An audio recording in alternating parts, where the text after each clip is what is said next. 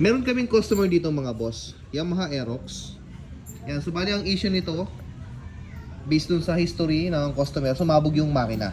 So dinala dito sa shop, sa Top Speed Tech Imus, para i-overhaul.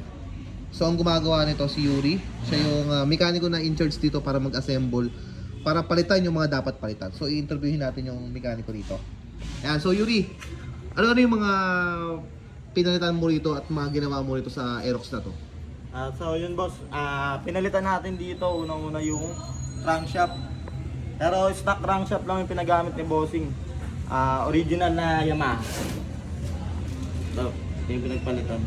Tapos sa block natin, dating naka JBT siya, 63 chrome bore. Medyo nagkatama na kasi yung block niya kaya pinalitan na rin natin. Ang gamit natin board dito, MTRT 63 chrome board.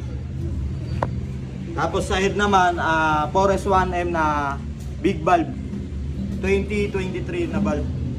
Tapos sa camshaft natin, gamit natin is kanlubang cam, stage 2 lang. Kasi pan daily daw to ni Bossing. Tapos nag-adjustable cam gear tayo. So yun lang naman yung mga napalitan natin. Tapos nag-upgrade na lang din ng throttle body na 36mm. So yan yung mga ginawa nung mekaniko namin dito sa Yamaha Aerox na to. So kailan to ma-assemble, Yuri? Ongoing na to, patapos na. Isasalpak na lang natin sa chassis niya. Bago tetestingin, papanda rin natin.